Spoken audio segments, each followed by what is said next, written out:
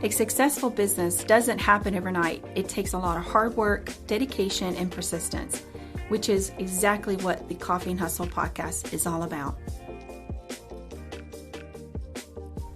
I'm talking with Stephanie Stuckey, the CEO of Stuckey's. She has hit the highway to share the story of Stuckey's and the history behind its success. Founded by her grandfather and its famous pecan rolls and other tasty snacks, she has made it her mission to tell great stories and to continue the legacy started by her grandparents. Hello and welcome to the Coffee and Hustle podcast. In this episode, it's all about the hustle. And I am Carla with Designed by Carla. And joining me on this podcast discussion is Stephanie Stuckey. She is the CEO of Stuckey's, right? And so this is a family traditional company. I want her to be able to tell her story today. Very impressive storytelling that she is developing. So welcome to our podcast. I really appreciate you being here today. Thank you so much, Carla. It's a delight. So give us a little bit of the history. I've read a little bit about what's going on with you. You've taken something from what was a family tradition to now what it is today. So give us a little bit of the background of the family history on the company that you've got right now. I'm happy to. And Stuckey's is not your traditional family business story. Usually there's a company that was founded, quite often it's a grandfather, a great-grandfather, and passed down from generation to generation. And each successive generation is trained up in the business from the ground, learning at the beginning level, work their way up in the company quite often and become the CEO. That was not my journey or our company's journey at all.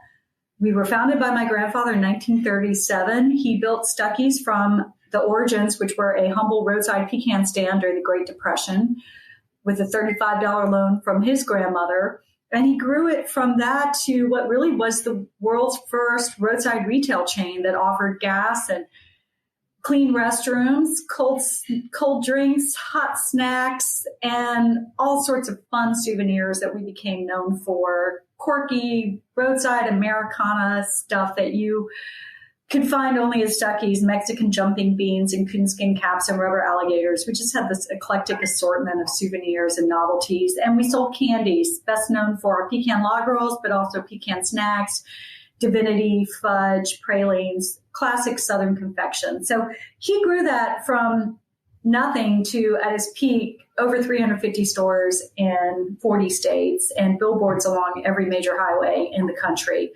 But he sold the company. So that's where our story differs. It fell out of family hands before I was even born. And my entire childhood, of course, I knew the brand. It had our name on it, but it was out of our hands. He sold, and there were a series of corporate owners. Frankly, they trashed the brand. We ended up being owned by a Chicago railroad conglomerate that did not understand the value of this quirky Southern roadside Americana brand. And we suffered a terrible downfall. My father got the company back. He was running several other businesses, but he and his business partners merged Stuckey's largely into what they were doing. They were also in the roadside retail business, owning Dairy Queen stores on the interstate. And they successfully revived the brand for about 3 decades. Then they retired. They sold their main business and left just a handful of people running the business without a lot of resources at that point, frankly, without the rest of the infrastructure of the other companies. And when I came on the picture, November 2019, only 2 years ago, I had the opportunity to buy the company. So not your typical family business. I bought the company. I did not inherit it, did not work my way up. I started at the top, which in many ways is a disadvantage because I didn't understand the company from the ground up. I had to learn everything from the top down. Not the best way to learn, but it's how I've had to do it. And we can get into it further, but that's a high level 85 plus year history of Stuckey's. That's amazing. And so you talk about souvenirs. You have a word with that. You call it, is it kitschy? Kitschy. Kitschy. So, yes. Yes. And is that derived from is that a German word? Is that what? Yes, where did that learn that? Yeah. So I was talking to a man from Germany last week, and he'd never heard of Stuckey's. We're uniquely American. And he said, well, what do you sell? And I tried to describe to him. And I guess it just didn't translate: rubber alligators and coonskin caps and Duncan birds. And I said, well, we sell kitsch. And his eyes just lit up and he said, oh, kitsch, that's a German word. That means useless stuff. And I high-fived him. I said, useless stuff. Yes. That is exactly what we sell. But you know what? It is also the good stuff. So when you decided, that you're having to take on this, I would say a challenge, but you have an impressive resume yourself. So you went from your profession into this business. What made you decide? Did you wake up one morning and said, I'm going to do this? Or was there something inside you that just said, I got to do something different? What was the decision factor? Because you've come from a background with your law degree, right? And now you are the CEO of Stuckey's. And so that's a huge transition. What made that decision for you? It was for sale. It was that simple. I did not wake up in the middle of the night with this burning desire to suddenly sell souvenirs on the roadside of the interstate system in America and make Pecan Log Rolls. That was not in the cards for me. And frankly, it was never offered to me when my dad ran it. He was in charge and his business partners. So I didn't even think it was an option. I pursued my own career. I'm number 4 of 5 kids by my dad, number 5 of 7 grandkids by my grandfather. I am really the quintessential middle child that I think, quite frankly, wants to get attention and have people pay attention to them because we're stuck in the middle. But interestingly enough, I don't want to get too much on a tangent, but I love to give shout outs to other middle children. I have actually read some studies that show that middle children make great CEOs and great leaders because we listen, we're conciliatory, we compromise, we learn to collaborate. And sometimes we have a bit of a chip on our shoulder, which I wear quite proudly because it makes you work harder and you're often scrappy. So this was not in the cards for me at all. I had been a state representative and I was an environmental attorney. I was head of sustainability for City of Atlanta, and my dad's former business partners approached me and said, Stuckey's is for sale. Do you want to buy it? I was very flattered that they saw that potential in me, but I certainly got a big bite of humble pie when I learned that I was one of the last they'd asked. So I asked my brothers if they wanted to go in with me, and they said, oh no, we've already turned it down. Well, that was actually going to be my next question. Is like, how many in your family now, since you bought it? So now you've bought it. Yes. You're in the middle of this, you transition, right? You not only in 2019 was during COVID and shutdown, and did that give you some time to remodel that? But how many of the family members are now going, hey, I want a piece of this pie? How many have now jumped on board? So correction, my nephew, my sister's son owns and operates 2 Stuckey stores, but those are separate from the corporation. And that was one of the hardest things for me when I acquired the company was I did not understand how the business was run at all. And we do not own or operate any of those Stuckey's locations, branded locations. There's only 20 standalone stores still around. We do sell a lot of our product in other retail stores, but there's only 20 standalone, original, sort of classic Stuckey's out there. They were franchised. We've since changed that over to a licensing for some legal reasons. But the company itself was really a rented warehouse with a distribution business, and we owned some inventory. So that's what I acquired. So there was not a lot of there. And my nephew already was involved. So I still turn to him a lot for guidance on what products we should be carrying. And he owns and operates 2 stores. But my siblings are not interested in being involved with the business. But having said that, they're super supportive and we're very close family. But they didn't want to do it. Well, that's okay. I mean, to me, it's like now you had the opportunity to take something, and now not only you have a family tradition of the name, but you can kind of put your own spin on it a little bit. Have you been trying to do some of that extra, adding some newer things to that mix, or are you staying with that traditional idea of what Stuckey's is about? Both. And I think the most important thing is to figure out what's working and do more of that. As long as it's true to the brand, obviously, you need to have a sense of what does our brand stand for? Why are we here? Yeah. If you listen at all to Simon Sinek, and I absolutely love his TED Talk, I think I've watched that like 5 times. And he talks about how often businesses know what they do. We make pecan log rolls. We sell them on the side of the road. But why? Yeah, no, they may know how they do it. Some of them may know the recipe or the formula or the various aspects of the business that deal with actual making it or producing the goods and services. But then why? Yeah. Why do you really do it? And that's, to me, the most essential thing. And once I got down to, we're about the road trip, and we're about promoting all that's good about getting in your car and exploring this country and seeing small town America and celebrating that. That's our raison d'etre, to use a French phrase, our reason for being. And I wrap everything around that. And so once I can give meaning to what we're doing, it was a lot easier for me to recognize that how we're making our profit is the sale of our pecan log rolls and the sale of our product. So let's do more of that, but we can wrap it up in the storytelling and what the brand really stands for. So hopefully if you buy a pecan log roll, you may get it at your local Ace Hardware or your local Ingalls or your local TA, Travel Centers of America, to start selling our product. You may get it somewhere other than a Stuckey's, but hopefully when you pull over and you get a pecan log roll, wherever it is that you buy it, you think of the road trip, you think of America, you think of the wonderful traditions in this country of taking a family vacation. So that's what we stand for. I mean, it sounds like you've got such passion and drive in what you're doing, and your storytelling is so on point. And do you feel like that passion has always been inside you? Like, do you feel like that's something that's resonating with you? That yes, you've got something to prove now. Not only you've got this family tradition, but now you're out to prove the worth of Stuckey's. Do you feel that passion inside you all the time?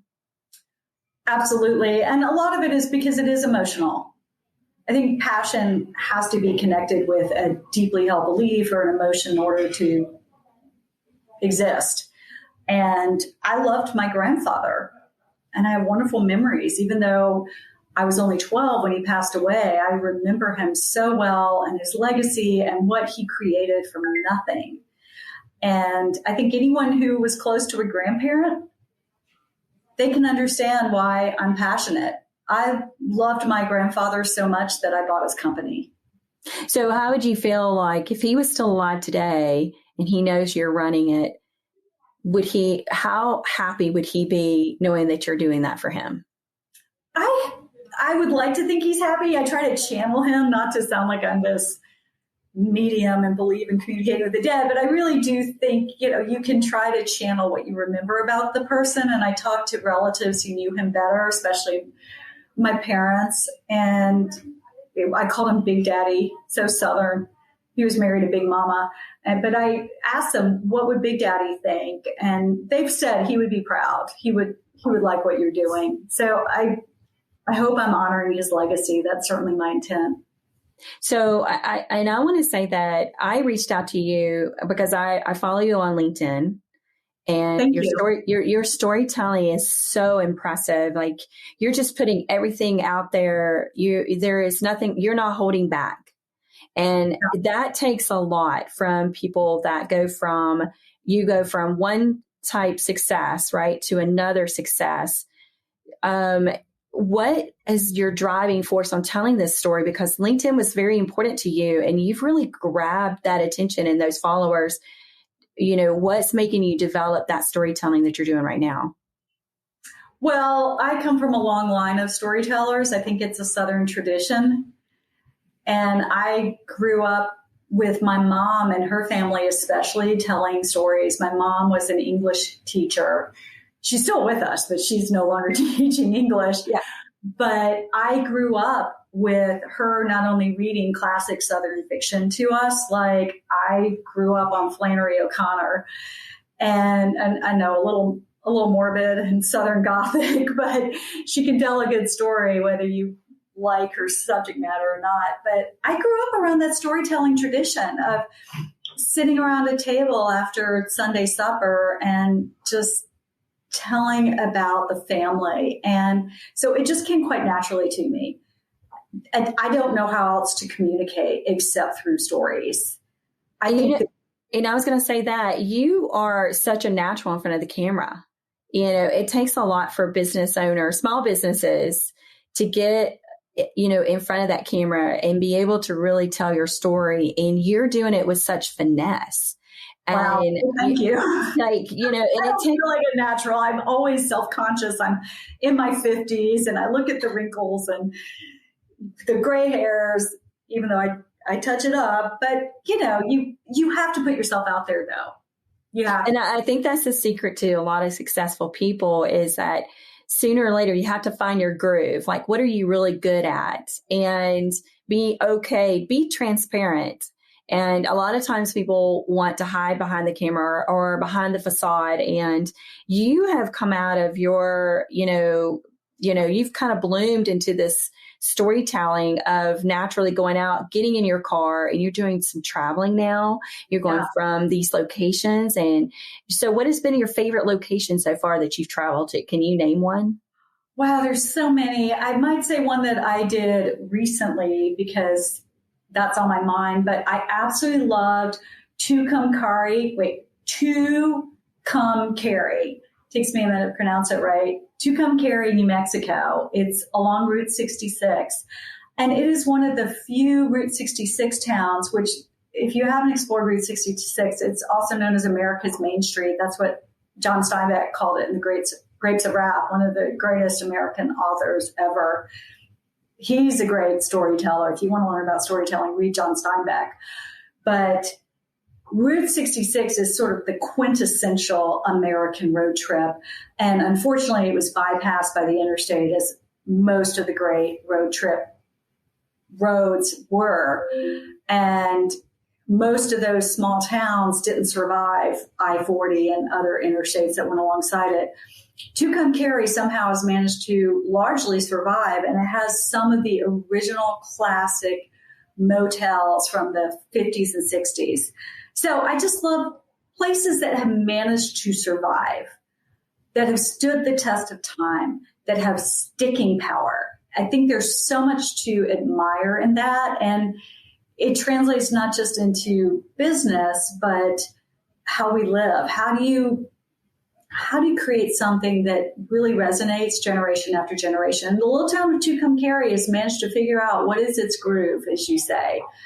And towns have personality just like people, and businesses have personalities just like people. And I think too often we forget that.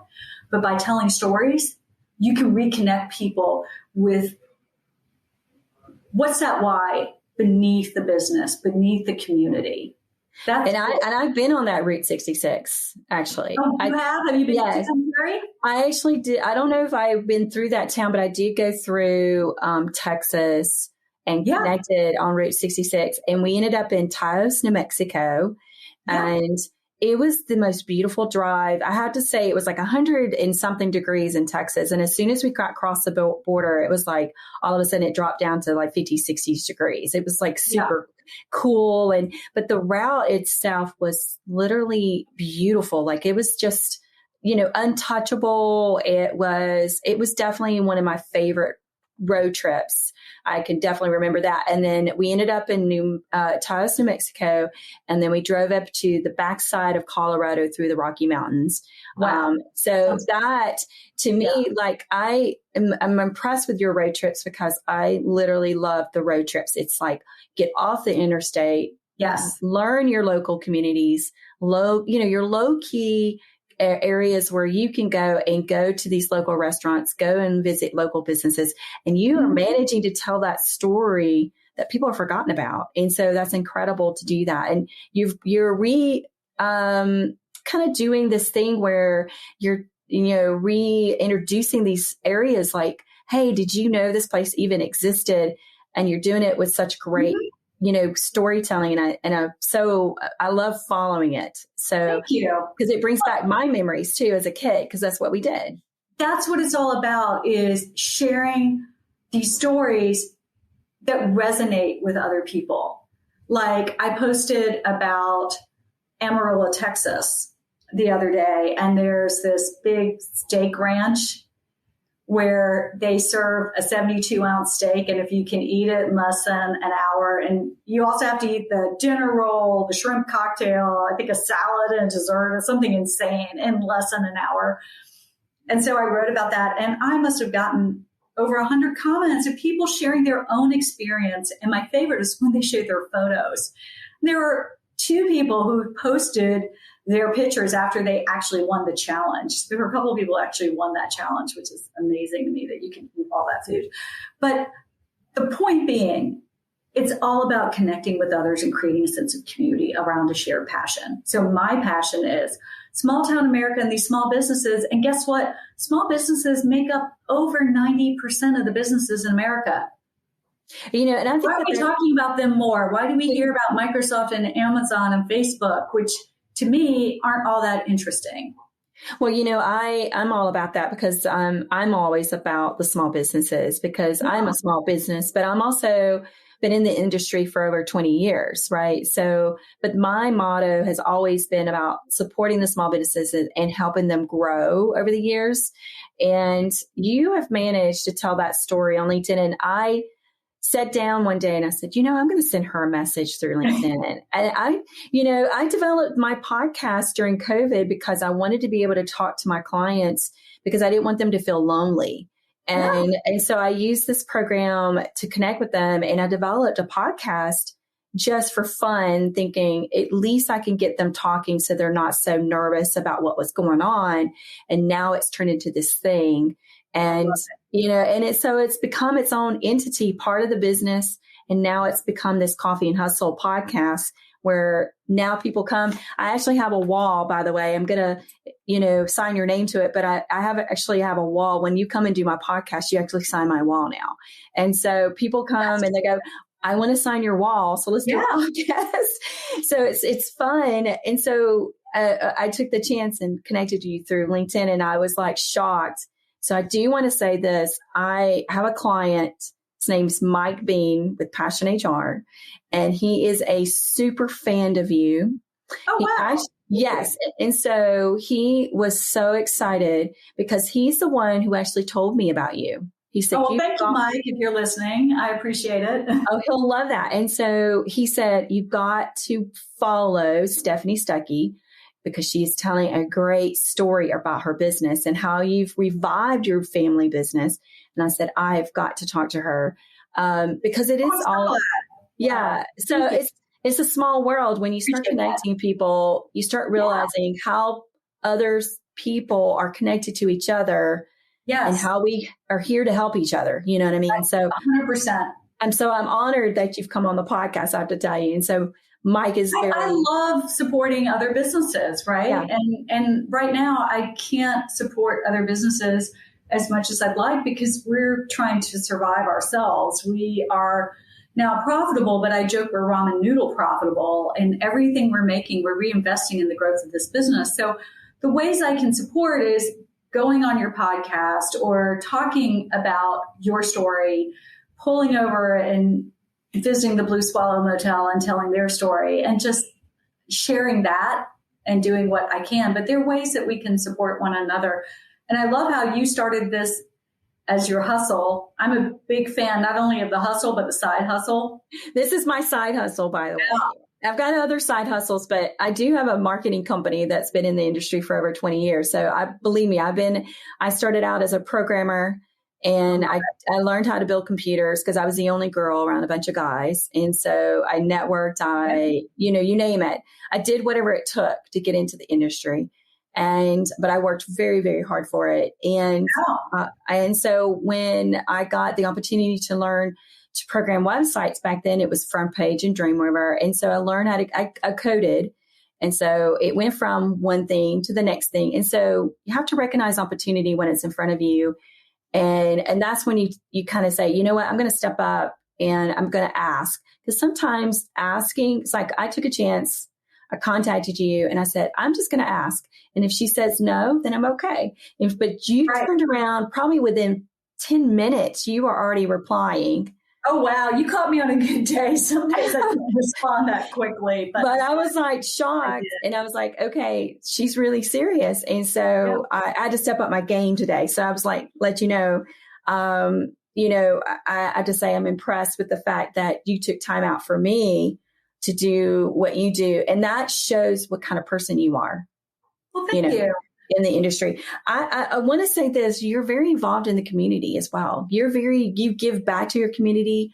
Are you able to do that more now that you're in this business or how do you manage that? Less. Right now, I just have to focus on growing the business. And I have 2 kids. One's 19, so he's a little older, a little easier to manage, but I've got a 16-year-old daughter still. And so I'm doing what I can with the time that I have, but there's only 24 hours in a day and I like to sleep. So I do what makes strategic sense. In fact, I get a lot of philanthropy asking me for money, and it really does break my heart to have to say no, but I have to say no. I don't have the money personally to give, and the company doesn't have money personally to give. The most we can do is sometimes we might give a gift basket or some product, but we're in growth mode. But that doesn't mean you can't find ways to give, right? So I like to talk up, like I said, small businesses on my social media platforms. When I can, I do donate product to good causes. In fact, just this week alone, I've given 2 gift boxes to 2 online auctions for 2 charities. So I do what I can. And I think as we grow, gosh, I would absolutely love to do what my grandfather did. So talk about legacy. I think it's important for brands to really understand what they stand for, like I said earlier, and that extends to your philanthropy. And if you try to be all things to all different charities, I think you spread yourself too thin. And I don't want to sound like you're self-motivated in your philanthropy, but I do think it makes sense to be strategic in your giving. And so as we move the brand forward, my dream is to really give more money for give more. We don't give any, but give money for entrepreneurs, small business development, and especially in the rural and the agricultural space. My grandfather was a generous donor to 4-H. And he donated to a pecan growing effort. And he gave out all these free pecan trees. I went back and forth between pecan and pecan. People always ask me, I say both. That way I've got my bases covered. But he did a lot to promote growing the pecan in this country. And I think that's really terrific. So I do want to I just want to say I grew up on a farm, and so we had farm? It was a peanut farm. We had peanuts and soybeans. And Southwest Georgia? Where were you? I was outside of what we call it Columbia. It was between Helberg and Columbia. And it was actually, it was right on the edge of the Georgia, almost at the Georgia Dam. And so I lived out in the country toward Columbia in Helberg, and we had a farm out there. And we had pecan trees, and we grew peanuts and soybeans, and we grew all of our vegetables. And I think at the end of the year, we would have, a hog or a, cow put down, and we have freezers full of our fresh food. So I don't think I grew up I didn't even know what a chicken looked like in a grocery store. I didn't even know what meat really looked like in a grocery store because we had it in the freezer. So we had it wrapped in a brown paper bag, and it had a little crayon written on it. Right. So I think that we're getting back to that nostalgic aspect where we're seeing more and more people getting back to supporting local businesses, growing our own food, and able to support and sustain each other. And so being part of this community and being part of the aspect of what you're doing really is bringing people back to full circle. And I have to commend you for that. So, even though and so you have to really applaud yourself, because I know with LinkedIn, we usually LinkedIn for that business to business connection, but you're using it to really drive that association with Stuckey's and small businesses. And that cross-reference is really working for you. You know what is fascinating to me, and I didn't start out thinking this way, but I was just trying to raise brand awareness initially with the LinkedIn post and the Facebook post, just social media in general. And so I did what I knew, which is telling the story of the brand. And I wasn't selling in the post. I was just storytelling. I get so many sales through those posts that are storytelling. Yeah. Well, and I was not expecting it. It's counterintuitive. And when you do the super salesy posts, like we have pralines on sale for X cost, click here, doesn't do nearly as well. Isn't that fascinating? And that's very true because, social media has changed and the branding has changed and how we present ourselves. And for some reason, of course, LinkedIn, the natural organic connection is so much higher than we look at Facebook now, because we're restricted so much more than we are on LinkedIn. But the way you do your storytelling, and if you're continuing to do that, you're just going to continue to grow. So I would say keep doing what you're doing because I wouldn't change it. You've definitely understand your niche. You definitely know how to tell your story. And what is your favorite? Like, I know we talk about the pecan roll, but you guys are now doing divinity. You're now making divinity for Easter. That's what I saw. Okay. We've made divinity since the beginning, since 1937. It's always been something we make. It's a classic Southern confection. Have you made it yourself? Like, are you learning how to make it yourself or do you have, I made it a long time ago and I did not do very good. Hard.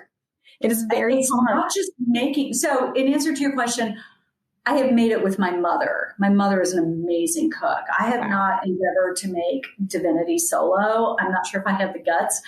And I've definitely hung out with, they call themselves the divinity divas, the women at our candy plant who make divinity. We have a divinity room at the plant. So divinity is a pernicious candy. It is, I think, the hardest candy to make, and true chefs can make it. So I do not consider myself a true chef. I just like to eat it and promote it and tell the story of it. And there's very few ingredients. But you got to get it just right. It's simple in the ingredient.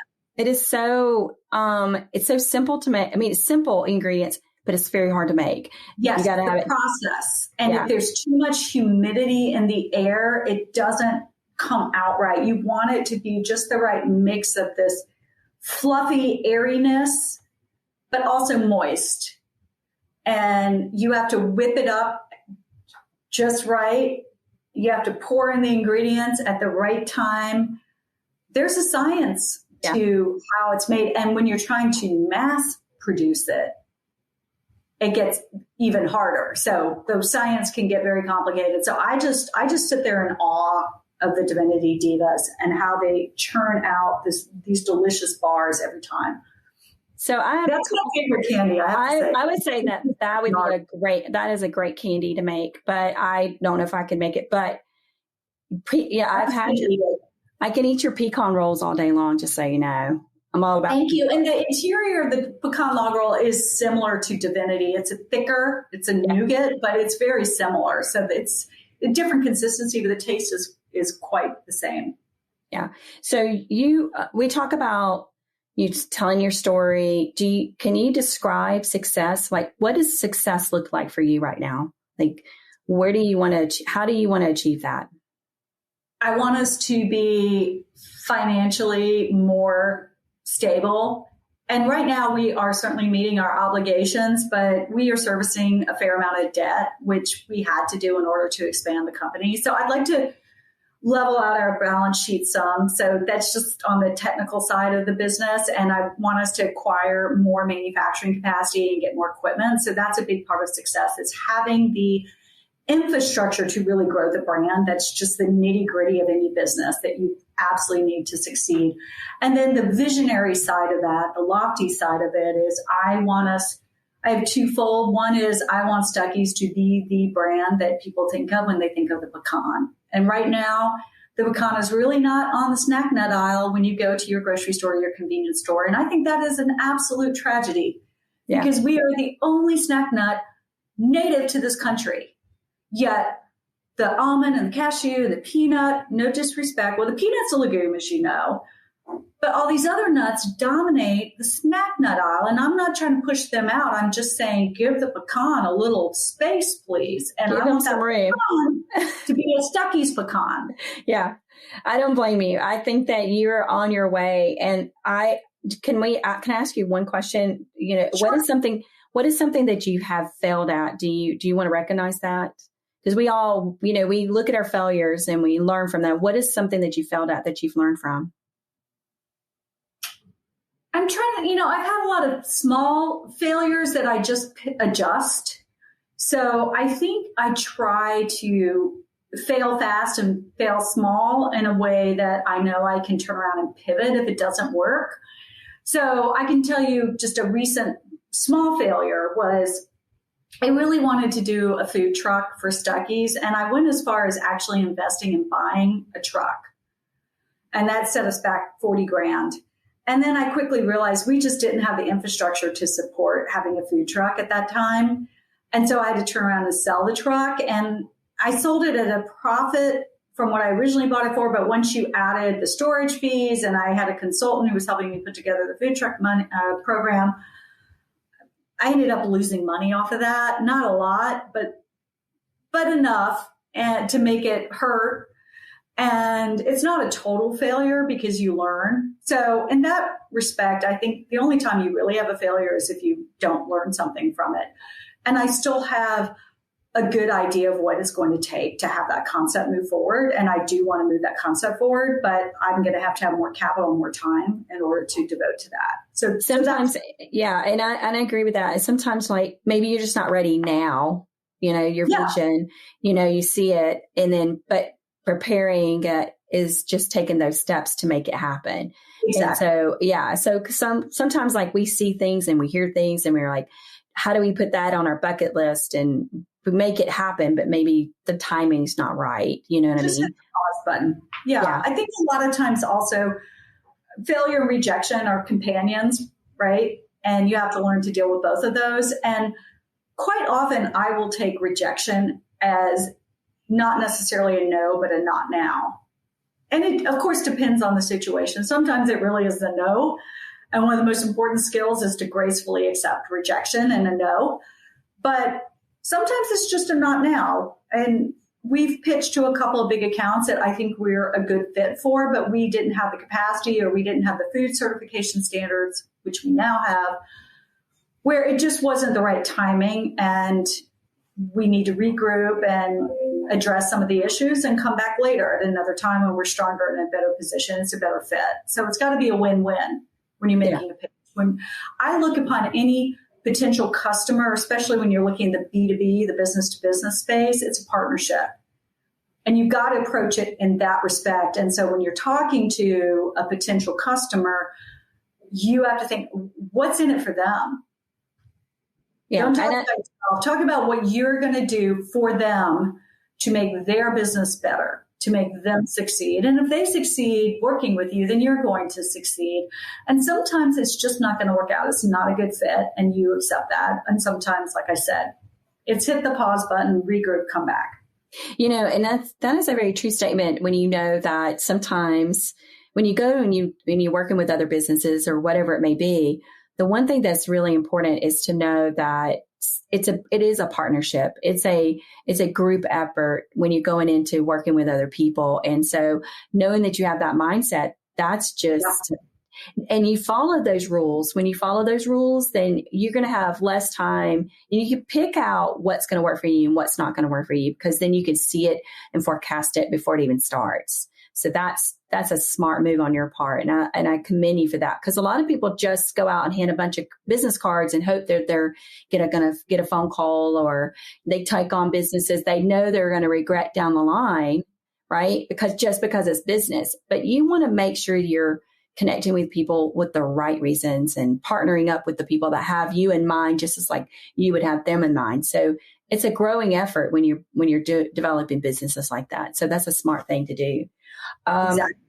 So I think my last question before we get off the podcast is how do you find that work-life balance? How do you do that with this that you're doing right now? Do you just kind of run with it and go, or do you even think and process, or do you plan out your day where, something happens and you go, okay, now I got to put on the mom hat. Now I got to put on the CEO hat. Do you feel that way sometimes?